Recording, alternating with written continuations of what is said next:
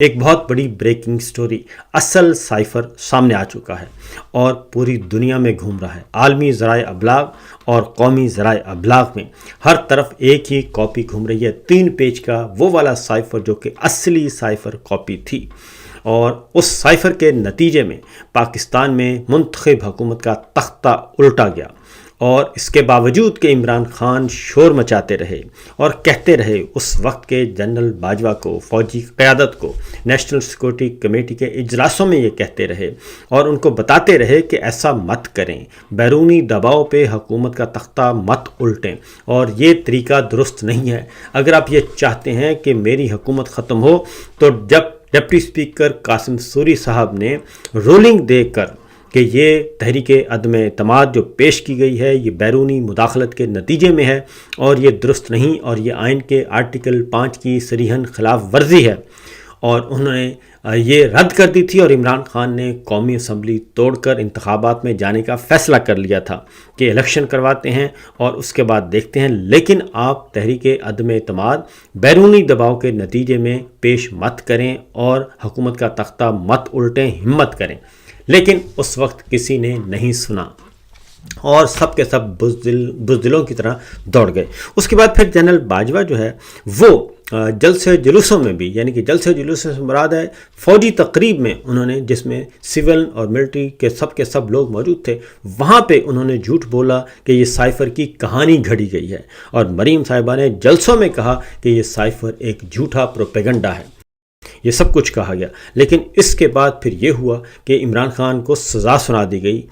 Cipher case میں، اور شاہ محمود قریشی صاحب کو بھی۔ پھر ہائی کورٹ نے اس کو بری کر دیا کہ یہ معاملہ درست نہیں ہے، آپ کا موقف درست نہیں ہے۔ یہ سب کچھ کیا گیا، لیکن اب سائفر کی اوریجنل کاپی جو ہے وہ منظر عام پہ آ چکی ہے، جو کہ دفتر خارجہ نے وزیر اعظم عمران خان کو بھیجی تھی، اور پھر یہ کہا گیا کہ کاپی چوری ہو گئی، اور کاپی حالانکہ وہ وہی ہے، چوری کس نے ہونی ہے، اور پھر انکوائری بھی کروائی گئی۔ یہ سب کچھ ہوا، لیکن وہ کاپی اب شائع ہو چکی ہے۔ قومی ذرائع ابلاغ اور عالمی ذرائع ابلاغ اس کو ڈسکس کر رہے ہیں اور وہ پوری دنیا میں پھیل گئی ہے۔ اب آتے ہیں ذرا اس کا تھوڑا سا ایک جائزہ لیتے ہیں کہ اس وقت جب یہ ہوا تو ڈپٹی اسپیکر قاسم سوری نے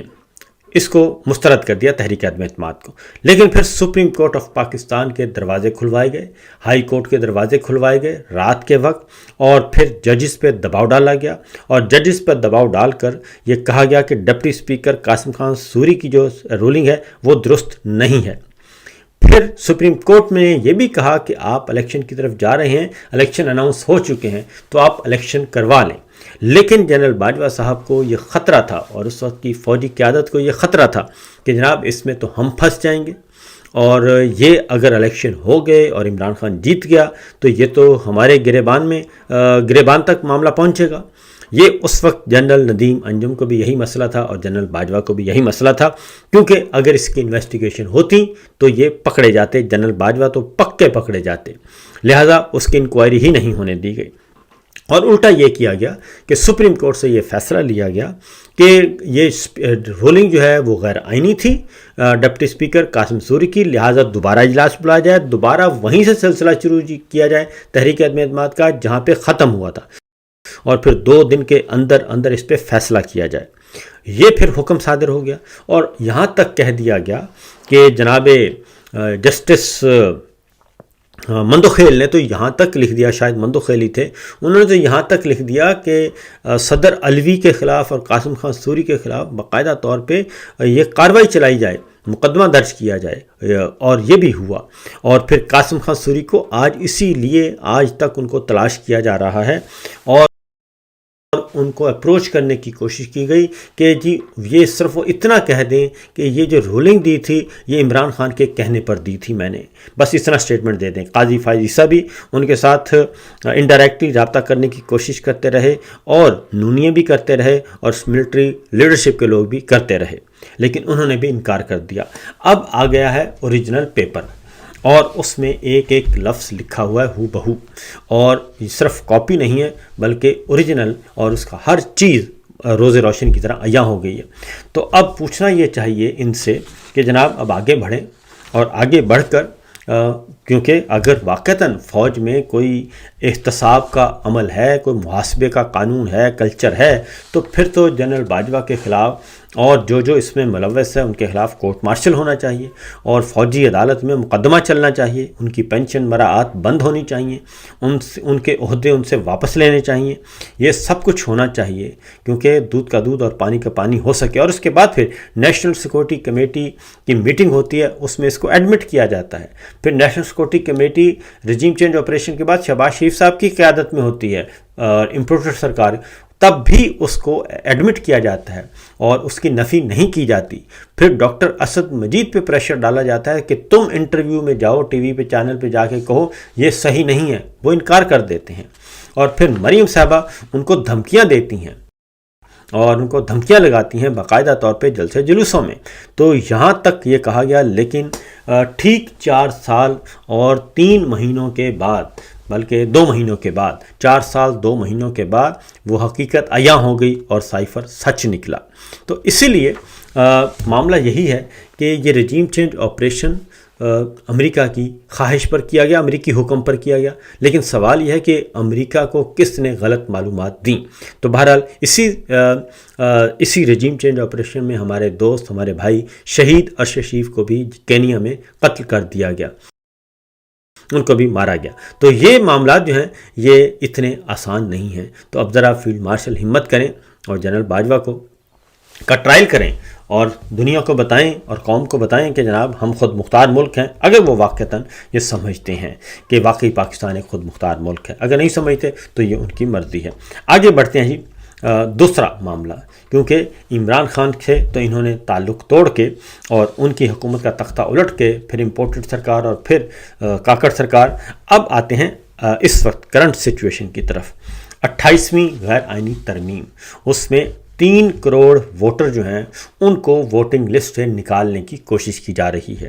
اور 3 کروڑ ووٹرز بنتے ہیں 18 سے 25 سال کی عمر کے۔ ان کا خیال ہے یہ 3 کروڑ ووٹر نکال دیں گے تو عمران خان کی مقبولیت میں کمی آ جائے گی، لیکن ان عقل کے اندھوں کو یہ نہیں پتہ کہ یہ 18 سے 25 سال کے جو 3 کروڑ ووٹر ہیں، پہلی ہے کہ آپ نے یہ مان لیا، یہ شکست تسلیم کر لی کہ یہ 3 کروڑ ووٹر آپ کا نہیں ہے۔ اس کا مطلب ہے عمران خان کی فتح کا آپ اعلان کر رہے ہیں الیکشن لڑنے سے پہلے ہی، اور الیکشن ہونے سے پہلے ہی آپ نے سمجھ لیا کہ یوتھ ہمارے ساتھ نہیں ہے، اس لیے 18 سے 25 سال کے 3 کروڑ ووٹر جو ہیں ان کو لسٹ سے خارج کر دیا۔ اب میں آپ کو بتاتا ہوں کہ یہ ان کے لیے گلے کا پھندا بن جائیں گے، اس لیے رانا ثناء اللہ صاحب نے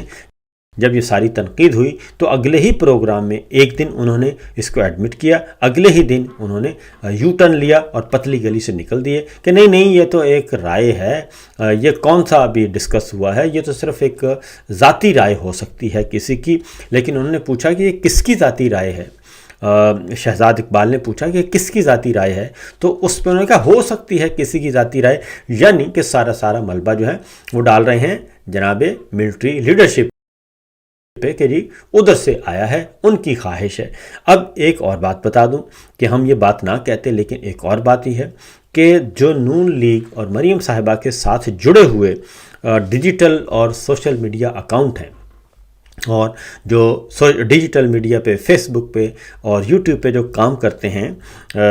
نوجوان اور بزرگ، وہ سب کے سب وہ ان کی طرف سے اب باقاعدہ طور پہ 28ویں غیر آئینی ترمیم میں کہا گیا کہ جی نئے صوبے بنائے جائیں گے اور صوبہ پنجاب بھی تقسیم کیا جائے گا۔ تو اس پہ مریم صاحبہ کے جو جڑے ہوئے لوگ ہیں ان سے، انہوں نے نون لیگ کا سوشل میڈیا وہ ایکٹیو ہو چکا ہے، اور وہ ہماری فوجی قیادت پہ سارا ملبہ ڈال کے فوجی قیادت کو رگید رہا ہے اور ان کی مٹی پلید کر رہا ہے، کھلے عام دھمکیاں بھی دے رہا ہے۔ تو یہ بھی جنگ جو ہے وہ شروع ہو چکی ہے کہ جی سندھ کا نام نہیں لیتے آپ، بلوچستان کا نام لیتے، پنجاب کا نام کیوں لیتے ہیں، اور یہ کیا سمجھ رکھا ہے آپ نے؟ تو اس طرح کی دھمکیاں بھی پہنچ رہی ہیں۔ مریم صاحبہ آذربائیجان میں ہیں، لیکن ان کے ہرکارے کام کر رہے ہیں۔ آذربائیجان میں وہ مریم صاحبہ جو ہے وہ اب ایک صوبے کو، پنجاب کو نہیں وہ بلکہ پاکستان کو ریپرزینٹ کر رہی ہیں، لیکن وہاں پہ فارم 47 ہے، جعلی فارم 47 کے تحت وہ آئی ہیں، اس لیے وہ اب وہاں پہ بھی اٹکیلیاں کر رہی ہیں اور تنور کے ساتھ تنور میں روٹیاں لگا رہی ہیں اور نکال رہی ہیں۔ تو اس سے پاکستان کے عوام کو، صوبہ پنجاب کے عوام کو کیا فائدہ ہوگا، اور کیا یہ ٹک ٹاک سے غریب عوام کا پیٹ بھر جائے گا؟ چلیں، آپ نے کہا تھا شعور سے تو نہیں بھرتا، لیکن کیا اس ٹک ٹاک سے اور یہ اٹکیلیوں سے بھر جائے گا؟ اور آپ ایک ملک کی نمائندگی کر رہی ہیں، اور اگر آپ جعلی طور پہ اسے کر تو رہی ہیں تو کم از کم اسی کا خیال کر لیں۔ اور دوسری جانب ان کے ملبوسات، ان کا پرس، ان کے شوز برانڈڈ جو ہیں وہ بھی اس وقت سوشل میڈیا اور ڈیجیٹل میڈیا میں زیر بحث ہیں اور زینت بنے ہوئے ہیں۔ موضوع ایک اچھا موضوع مل گیا ہے، اور پوچھ رہے ہیں عوام کہ یہ کروڑوں روپے مالیت کے آپ نے جو پرس ہیں، بریسلیٹ ہیں، اور یہ زیورات ہیں، اور شوز، اور یہ سب کے سب جو ہیں وہ یہ کہاں سے آئے ہیں؟ کیونکہ آپ تو کہتی ہیں کہ میری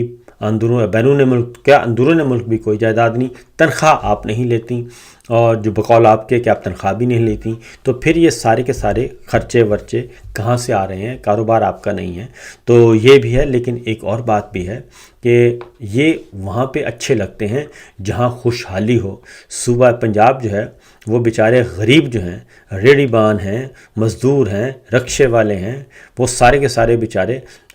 جو یہ فروٹ شاپ والے ہیں،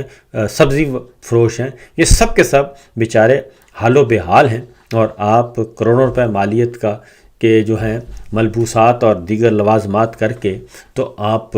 ٹک ٹاک بنا کے تو آپ کہہ رہی ہیں جناب آپ عوامی نمائندہ ہیں۔ یہ بات ہو گئی ہے جی۔ تو بنیادی بات ہے بے حسی ہے اور کچھ بھی نہیں ہے۔ اگلی بات معیشت، کیونکہ پنجاب صوبہ جو ہے جی وہ سب سے نیچے ہے کارکردگی کے اعتبار سے، اور شبر زیدی صاحب نے کہا ہے کہ معیشت کی ناکامی کی وجہ ہے پنجاب کی ناکامی، کیونکہ پنجاب جو ہے وہ کوئی ایسا کام کر ہی نہیں رہا کہ جس کی بنیاد پہ کہا جا سکے کہ جناب یہ کہا جا سکے کہ شاید ان کے اقدامات سے پاکستان صوبہ پنجاب کے وسائل میں اضافہ ہوگا، ایسا کوئی کام ہی نہیں کر رہے۔ تو یہ صورتحال ہے، یہ سچویشن۔ دوسری آخری بات ہے جی الٹیمیٹم۔ آج الٹیمیٹم ختم ہو جائے گا، اپوزیشن کی طرف سے دیا گیا تھا، متحدہ اپوزیشن کی طرف سے، leader of opposition Mahmood Khan Achakzai صاحب نے بھی دیا، اور اس کے بعد وزیر اعلیٰ خیبر پختونخوا سہیل آفریدی نے بھی، کہ منڈے تک ہمیں بتایا جائے کہ عمران خان سے ملاقات کب ہوگی، ان کو ہسپتال شفا کب منتقل کیا جائے گا، اور یہ ہمیں بتایا جائے واضح طور پر۔ اگر آپ نے اس کے جواب نہ دیے اور ان کو ہاسپٹل شفٹ نہ کیا، ان کی رہائی کے لیے اقدامات نہ اٹھائے، تو پھر محمود خان اچکزئی نے کہا تھا کہ پھر دمادم مست قلندر ہوگا، اور پھر دیکھیں گے ہم پارلیمان کیسے چلتا ہے۔